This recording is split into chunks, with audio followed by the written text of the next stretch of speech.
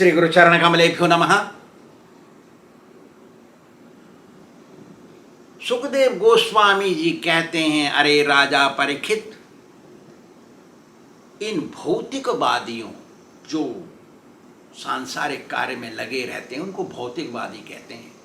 इन भौतिकवादियों को यदि कोई इच्छित वस्तु की आवश्यकता होती है तो वो सब कुछ कर बैठते हैं उस चीज को पाने के लिए।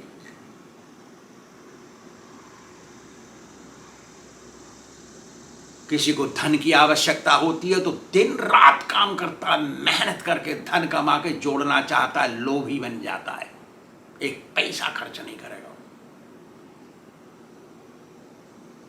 जो कामी पुरुष है उसको कामनी चाहिए, सुंदर कामनी कैसे मिलेगी, वो दिन रात यही खटता है इसी में। जिसको मान सम्मान चाहिए वो भी दिन रात यही सी में लगे रहता है कि मुझे मान सम्मान कैसे मिलेगा। इतना मेहनत करते हैं ये लोग, और फिर उस मेहनत को मेहनत नहीं कहते ये लोग, ये कहते हैं हम तो काम कर रहे हैं जी। मेहनत नहीं कहते वो, ऐसा वो कष्ट नहीं मानते उसको तो सोचते हैं हम तो प्रयत्न कर रहे हैं, कष्ट नहीं कर रहे हैं। ये संसार है, कैसा है संसार।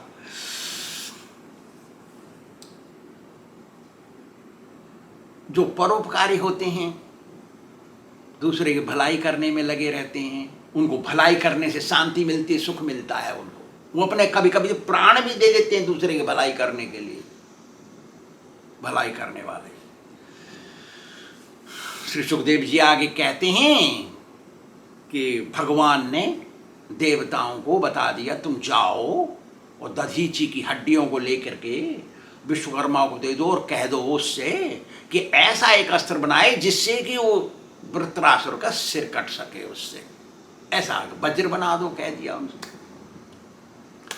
ऐसा सुन करके देवता ने सोचा, अरे तेरे के ये क्या कह दिया भगवान ने। भगवान तो बस तो सही कहते हैं, कभी झूठ नहीं बोलते भगवान। अरे मनुष्य झूठ बोलता है, भगवान कैसे झूठ बोलेंगे भाई। इसलिए तो भगवान तो झूठ नहीं बोलेंगे। लेकिन ये इंद्र का वज्र भी जहां फेल हो गया, ये पतले पतले साधु महाराज स्वामी जी तपस्वी तपस्या कर करके पतले हो रखे, व्रत उपवास कर करके उसकी पतली हड्डी, कमजोर हड्डी, बूढ़ा हो गया वो, उसकी हड्डी कैसे मार देगी, कोई वज्र बन जाएगा उससे। और भगवान झूठ नहीं बोलते, देवताओं को पता है। अरे शास्त्र जो पढ़ता है उसको पता है भगवान कभी झूठ नहीं बोल सकते, जो बोलते हैं वही सच है, वही शास्त्र है। हद हो गए। देवता ऐसा सोचे तो भगवान, अरे तेरे के तो उल्टा सोच रहे हैं हम जो बोले। अच्छा ऐसी बात है। तो भगवान ने अंदर से, क्योंकि हृदय से अर्जुन तिष्ठति, हृदय में विराजमान भगवान, जो कुछ सोच रहे हो तो पता है उनको, तो उन्होंने अंदर से एक इतिहास निकाला। उनके अंदर से, देवताओं के अंदर से उनकी स्मरण शक्ति निकाली। तो देवताओं को याद आ गया। क्या याद आया कि भाई एक बार हमारा और वो असुरों का युद्ध हो गया था, और उस युद्ध में और हम लोग जीत गए, हमारा राज्य वापस मिल गया, और जो हमारे अस्त्र शस्त्र थे उन जिनसे हम जीते उनको रखने के लिए कहाँ रखें हम सोचे थे। देखिए भगवान याद दिला रहे हैं उस बात को, ये भूल गए थे तब तक।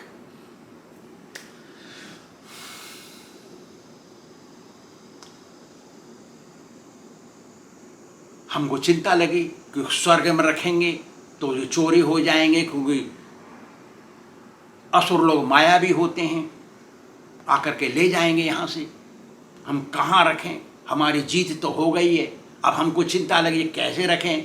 अस्त्र नहीं रहेंगे तो हम कैसे जीतेंगे, युद्ध तो होता रहता है, असुर लोग तो देवताओं के विपरीत में चलते हैं। ज्योतिष शास्त्र में भी 3 गण होते हैं, देवगण, मनुष्यगण और राक्षसगण। देवता तो मनुष्य और राक्षसों की भलाई करता है, देवगण जिसका स्वभाव देवता जैसा होगा वो सबकी भलाई करता, भैया आजा बैठ जा, खा ले, रह ले, चल कर अपना काम, ले पैसा ले जा। मनुष्यगण इधर का है ना उधर का है, इधर भी जाएगा और उधर भी जाएगा, बीच का है वो, उल्टा भी सोचेगा और अच्छा भी सोचेगा। मनुष्य राक्षस का भी सीधा नहीं सोचेगा। सबसे पहले आपको किसी ज्योतिषी से पूछना चाहिए कि फलाने आदमी का गण क्या है। मेरे घर में लड़ाई होती है, उस लड़की का, उस स्त्री का, मेरी पत्नी का, मेरा पति का, मेरा नाम का गण क्या है। तो जो असुर होते हैं हर समय उल्टा सोचते हैं, कोई समय नहीं जाएगा वो सही सोचेंगे, वो अपनी सही सोचते हैं। साधु भी बन जाएंगे तो वो अपने परिवार की भलाई सोचेंगे, यहां से निकाल कर ले जाएंगे वहां देंगे, लगे रहेंगे उसमें। तो असुर लोग देवताओं की बुराई सोचते हैं। तो देवताओं ने सोचा यदि ये असुरों के हाथ लग गया हमारा सारे अस्त्र शस्त्र, तो हमारी तो डिफीट, मतलब हम तो हार जाएंगे, पराजय हो जाएगी हमारी, ये लोग जीत जाएंगे, हम मारे मारे फिर दोबारा फिरेंगे, क्या करें हम इसको। अंदर से आवाज आ रही है वो सब। तो उन्होंने फिर सोचा अच्छा ऐसा एक जगह मिल जाए जो साधु भी होए और देवता जैसा स्वभाव उसका होए, दयालु होए वो, और ईमानदार होए वो, तपस्वी होए वो। ऐसा एक मिल जाए तो उसके यहाँ हम अस्त्र शस्त्र रख देंगे और हम निश्चिंत हो जाएंगे। ऐसा कौन है भाई? सब आपस में परामर्श किए। परामर्श करने से उनको एक बात याद आ गया, एक नाम, वो है दधीची मुनि। अरे दधीची मुनि बहुत बड़े तपस्वी हैं, बहुत अच्छे वैष्णव हैं, परम दयालु हैं और ईमानदार भी हैं, और वो अपने शत्रुओं को भी मित्र बना सोचते हैं। असली साधु वही है जो मित्र की तरह व्यवहार करेगा शत्रु आ जाए तो। ऐसा हो गया मेरे साथ। अंग्रेजों का मंदिर हमारे मंदिर से पास में ही है, एक फरलांग होगा, और अंग्रेज लोग वो शास्त्र नहीं जानते सारा का सारा, तो वो आते मेरे पास क्योंकि हम अंग्रेजी जानते, बताएंगे उनको फ्री मुफ्त। क्यों बाहर जाएंगे तो अंग्रेजी भी बोलने वाले कोई मिलेगा वृंदावन में, लेकिन वो कुछ चार्ज करेगा, वह फ्री तो कोई बताएगा नहीं कुछ भी। और फिर हम उनके गुरु भाई लगते हैं क्योंकि मेरे गुरु और उनके गुरु एक ही है। तो हुआ क्या, उन्होंने बहुत बड़ा इंसल्ट किया हमको, जो कह नहीं सकते हम, क्योंकि सतकुल में जन्म लेने से ऐसा नहीं करते हैं व्यवहार, और ऐसा बुरा बात नहीं बोलते हैं।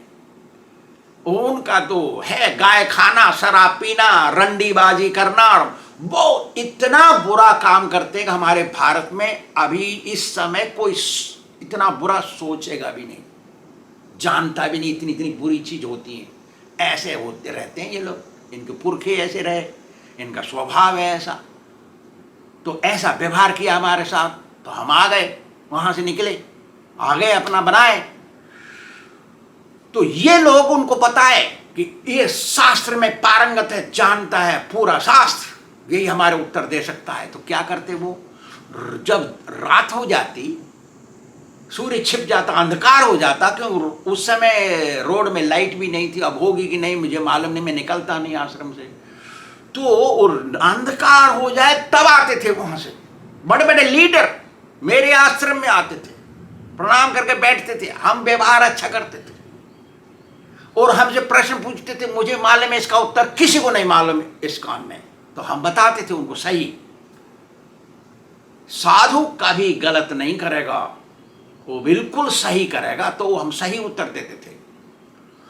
तो क्या करते थे वो, हमारी बहुत बुराई करते थे। एक बार एक लुगाई को भेज दी, एक स्त्री को 20-25 वर्ष की होगी, वो आ गई, वो पंजाबी ड्रेस पहन करके और चीख रहे, हल्ला कर रहे, भगत लोग उठा के मेरे पास भेज दिए उसको।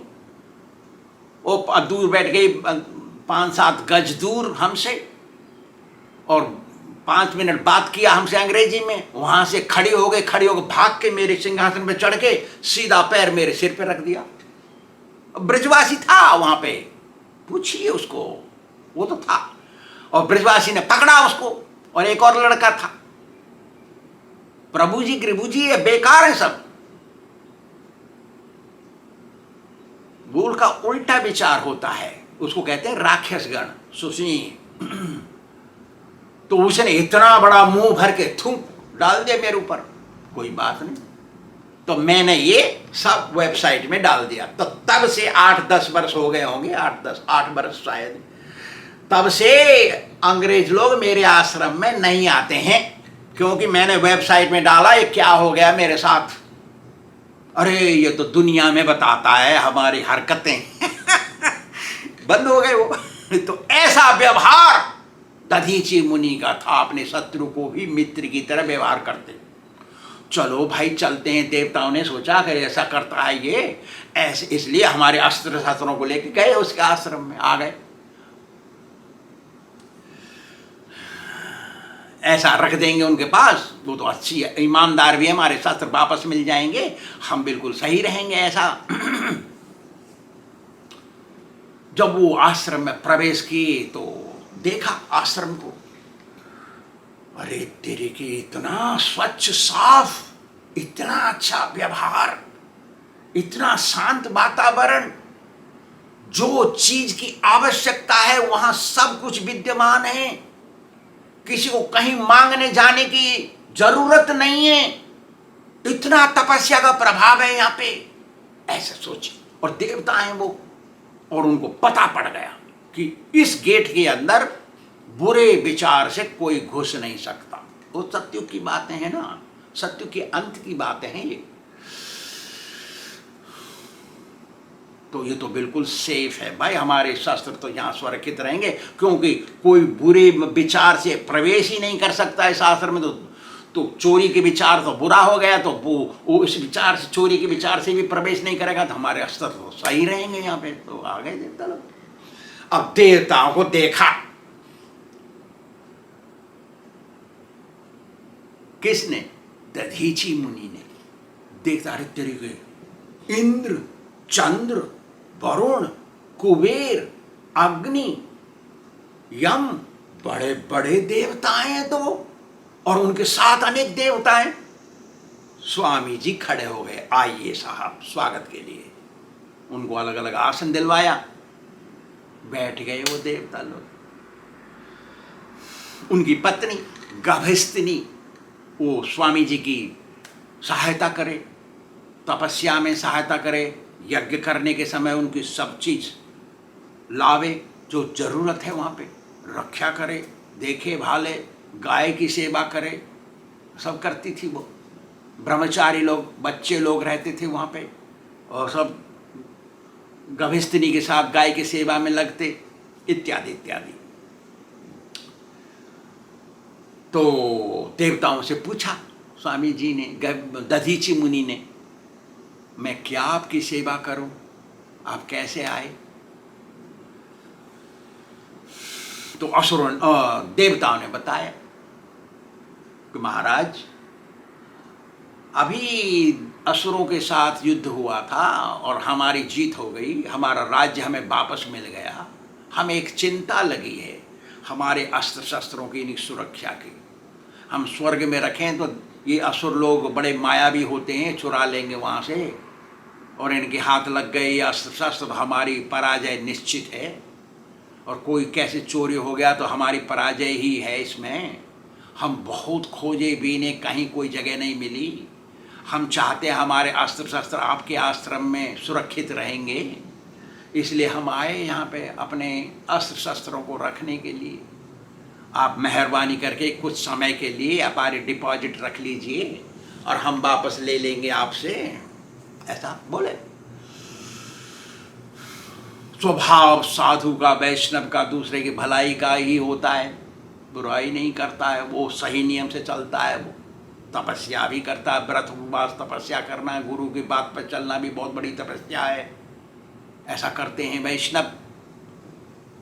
दधीची मुनि ने बोल दिया, रख दीजिए, मैं देखूंगा इनको, मैं सुरक्षित रखूंगा इनको, रख दीजिए, कोई चिंता मत करो, आप जाओ, ऐसा बोल दिए। वहां पे पत्नी खड़ी थी, गृहस्थनी पत्नी खड़ी थी, सुन लिया पति की बात, और पत्नी को मालूम है पति का सारा स्वभाव, उनको पता है मेरे पति के विचार कैसे रहते हैं, तो वो उखड़ गई सुनती, और उसने नम्रता को, वो स्वामी जी नम्रता से बोलना चाहिए, नम्रता से बोली, हे महाराज, आप तो समदर्शी हैं, समान दर्शन है आपका, राक्षस हो चाहे मनुष्य हो चाहे देवता हो, सबको बराबर से देखते हैं आप, ऐसे नहीं दिखावा करना चाहिए, अंदर से आते हैं ये विचार अलग होते हैं वो। तो क्या हुआ, सर्वत्र समदर्शना, आपका स्वभाव ऐसा है, आप यदि इन अस्त्र शस्त्रों को रख लेंगे अपने पास तो असुर लोग बुरा सोचेंगे, अभी तो सम्मान करते हैं वो, असुर भी सम्मान करते हैं स्वामी जी का, दुष्ट होते हैं ना दुष्ट, वो भी सम्मान करते हैं। आजकल के दुष्ट तो थोड़ा अलग हो गए, असली दुष्ट जो थे राक्षस असुर, वो सम्मान करते थे, देखते प्रणाम करते थे उनको, क्योंकि मालूम नहीं क्या श्राप लग जाए उनसे, हमारे असफल हो जाए हम अपने मिशन में, अपने काम में, उनसे आशीर्वाद मिल जाए तो हम सफलता मिलेगी हमें, ऐसा सोचते थे असुर लोग, चाहे देवता लोग कोई भी सही। असुरों का स्वभाव बदल जाएगा आपके साथ, आप समदर्शी हैं, आपका स्वभाव भी बदल जाएगा, क्योंकि आप तो अब देवताओं को आगे कर रहे हैं, उनको ना मना कर रहे हैं, तो आपका भी स्वभाव समदर्शी स्वभाव खत्म हो जाएगा, और फिर ये अस्त्र शस्त्र यहाँ रख के चलेगा और ये चोरी हो गई तो ये देवता लोग अभी मित्रता कर रहे हैं, ये भी शत्रु बन जाएंगे, दोनों शत्रु बन जाएंगे, फिर क्या होगा। बात भी सही बोल रही है वो। तो क्या हुआ, गलत है ये बात। दुर्योधन भी सही बोलता था लेकिन वो गलत था, क्योंकि जो निचोड़ है उसका वो कड़वा था, तो इस बात का निचोड़ भी कड़वा हो जाएगा, देखिए क्या होता है। तो पत्नी बोलती है, महाराज मैं एक बात बताती हूं, वहां पे इंद्र भी था, मैं एक बात बताती हूं, एक बार इन्हीं इंद्र ने एक स्वामी जी की तपस्या भंग कर दी, उसको नीचे ऐसा गिरा दिया, उसको भ्रष्ट बना दिया, इन्हीं इंद्र ने अपनी अस्त्र रख के उसके आश्रम में, इन्हीं इंद्र ने उसको भ्रष्ट बना दिया। तो स्वामी जी अब देखे पत्नी की तरफ, अरे तेरी के तू क्या बोल रही है, इसका मतलब, बोले नहीं कुछ भी, खाली देखे तो उसका मतलब क्या है, अरे तू क्या बोल रही रे, इंद्र खड़े हैं पास में, सारे देवता खड़े हैं। तो बोले हाँ मैं बताती हूं, देखिए एक बार एक जंगल में तपस्वी महात्मा रहते थे, उन्होंने बड़ी रिगरस कठोर तपस्या करना शुरू किया, तो इंद्र का आसन हिल गया साहब। सुनिए, इंद्र ने सोचा अरे तेरी की तो बड़ी कठिन तपस्या करना है, तो ले जाएगा मेरा सीट, इंद्र बन जाएगा ये, तो गड़बड़ हो गया। तो उसने सोचा इसका विघ्न डालना चाहिए, तो उसने जल्दी पल्दी में और एक क्या बोलते हैं वो, योद्धा, वॉरियर कहते हैं अंग्रेजी में, योद्धा का स्वरूप बनाया और हाथ में ली तलवार और भाग भाग के घुसा, लंबी लंबी सांस लेता हुआ थके की तरह, स्वामी जी स्वामी जी स्वामी जी मुझे कहीं जाना है, वहां पे अस्त्र अलाउ नहीं है, अस्त्र लेके नहीं जा सकते, इसलिए आप थोड़ी देर के लिए रख लीजिए, मेरा अस्त्र सुरक्षित रहेगा आपके पास, नहीं तो कोई चोरी कर लेगा। तो स्वामी जी तो स्वभाव से दयालु होते हैं, कृपालु, नाम कृपालु नहीं, वो तो ढोंगी है ना, ना असली कृपालु साधु होता है, उसका कृपा में आप रख दीजिए, मैं रक्षा करूंगा इसकी, जाइए आप निश्चिंत होकर, कह दिया। अब वो तो योद्धा था नहीं, वो तो इंद्र था, वो तो 1 2 3 चला गया, खत्म, वापस कभी नहीं आया। अब तो स्वामी जी चिंतित, अरे तेरे के तो तलवार रखी, अभी आया नहीं लेने के लिए, मुझे जाना है लकड़ी लेने, यज्ञ होगा कल सवेरे, यज्ञ करूंगा। तो वो तलवार को लेके लकड़ी बीनने गए स्वामी जी, यज्ञ करेंगे सवेरे। यज्ञ हो गया तो अपने पेट के लिए फलमूल कंदमूल लेने के लिए जाना है, तो वो तलवार लेके गए कंदमूल फल लेने। फिर पूजा के लिए फूल लेने जाने, तो तलवार लेके फूल लेने गए। स्नान करने नदी में जाना है, तो स्नान करने के लिए तलवार लेके जाना पड़ा, क्योंकि कोई ले जाएगा अंदर से, पीछे से चोरी कर लेगा, तो हर समय तलवार हाथ में रहे। उनका लक्ष्य अहिंसक नहीं है, हिंसक नहीं है, लक्ष्य तो उनका साधु स्वभाव है। तो खाली चोरी ना हो जाए इसलिए हाथ में रखिए, और हाथ में रहते रहते उसको तो गड़बड़ हो गया दिमाग में। जैसे आपके हाथ में पेन आ जाए, घंटा 2 घंटा आधा घंटा कुछ लिखने की जरूरत नहीं तो भी कुछ लिखना शुरू कर देंगे। अरे पेन भी कुछ देर हाथ में रहेगा हर बार, तो वो थोड़ा लिखने का कुछ न कुछ हो जाएगा ना। ऐसे ही हो गया साधु को। अब तो हाथ में तलवार है, हर समय देखता है शेर और भालू, तो उठाता है और यही इंद्र चाहता था कि ये हिंसक बन जाए। ये हिंसक बन जाएगा तो इसकी तपस्या भ्रष्ट हो गई, और तपस्या से भ्रष्ट करना उसकी इच्छा थी। तो गभिस्थिनी बोल रही है, महाराज इसी इंद्र के कारण वो तपस्वी भ्रष्ट हो गया, पथ भ्रष्ट हो गया महाराज। अब ये इन अस्त्रों को लेके ऐसे ही आए हैं आपके पास रखने के लिए, कुछ समय के लिए रख लीजिए। तो स्वामी जी तो सोचे, अरे तेरी ऐसी बोल रही है, ये इंद्र भी सुन रहा है इस बात को। तो स्वामी जी तो अब ये इंद्र देवताओं ने सुना, अरे तेरे का हमारा तो गुड़ गोबर हो गया, गड़बड़ हो गया, ये तो पत्नी के कारण हमारे अस्त्र शस्त्र अब सुरक्षित नहीं रहेंगे। तो स्वामी जी ताड़ गए, अरे तेरे के, ये तो परप्लेक्स हो गए। परप्लेक्स को क्या बोलेंगे हिंदी में, घबरा गए देवता लोग। तो स्वामी जी समझ गए उन घबराहट। तो स्वामी ने नहीं चिंता मत करो, तुम रखो। तो पत्नी को बोले स्वामी जी, देखो मैंने इनको वचन दे दिया है पहले से, और वचन को रक्षा करना मेरा कर्म है। मैंने कह दिया ऑलरेडी, तुम रख दो, मैं रक्षा करूंगा, अब मैं बदल नहीं सकता। असली आदमी कभी अपने वचन से बदलेगा नहीं, उसको ही मनुष्य कहते हैं, बाकी तो सब जानवर है, 2 पैर वाले जानवर। अरे गुरु जी को वचन दे दिए यज्ञ कुंड के पास बैठ के, और कैसे हट जाएगा वचन से। द्वितीय अध्याय के भगवत गीता में बोले हैं विश्वनाथ चक्रवर्ती ठाकुर, गुरु जी को जो बोल दिया है वो जिंदगी सांस जितनी कीमत है उतनी कीमत देनी पड़ेगी उसको। प्राण जाए पर वचन न जाए, ऐसा होना पड़ेगा। धर मैंने वचन दे दिया इनको, जाइए आप रखिए, तो चुप रह गई बेचारी, करेगी क्या। उसने सोचा अरे विधाता जो कर रहा है अच्छे के लिए कर रहा है, मैं क्या करूं, अब तो मैंने अपना काम कर दिया।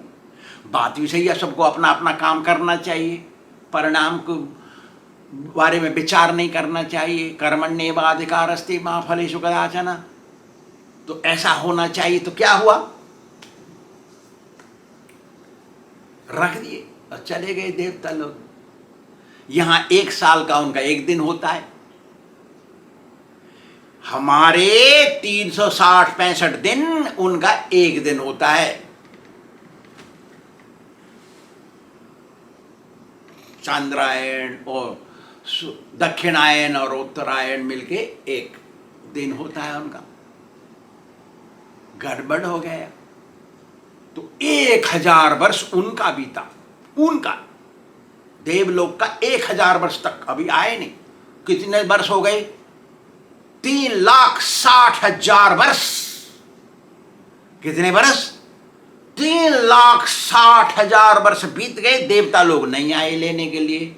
और असुर लोग को मालूम है यहाँ अस्त्र रखे हैं, वो प्रवेश नहीं कर सकते क्योंकि उनके विचार गलत हैं, कुछ चोरी करना चाहते हैं, वो विचार चोरी करना भी तो गलत विचार है, नहीं निकाल सकते। तो वो भी दुर्व्यवहार करने लग गए स्वामी जी से।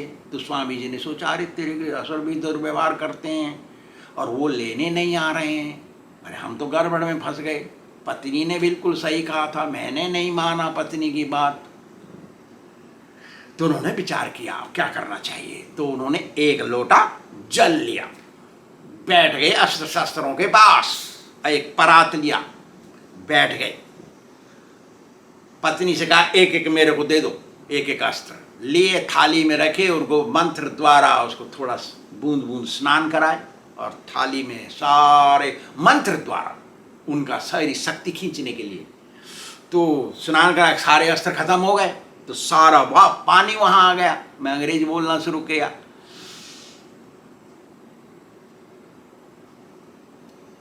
तो उस दिव्य प्रभाव था उस अस्त्रों के अंदर, सब पानी में आ गया मंत्र द्वारा। उठाए उस परात को पी गए और थोड़े समय बाद वो पानी हजम हो गया, उसकी शक्ति सब हड्डियों में आ गई। तो भगवान तो सब जानते हैं, अभी देवताओं को पता नहीं। देखा तमाशा। कृष्ण कन्हैया दाऊ जी के भैया पार करेंगे नैया रे मेरे कृष्ण कन्हैया। सो सारी दिव्य शक्ति अस्त्रों शस्त्रों की गई शरीर में, हड्डियों के अंदर।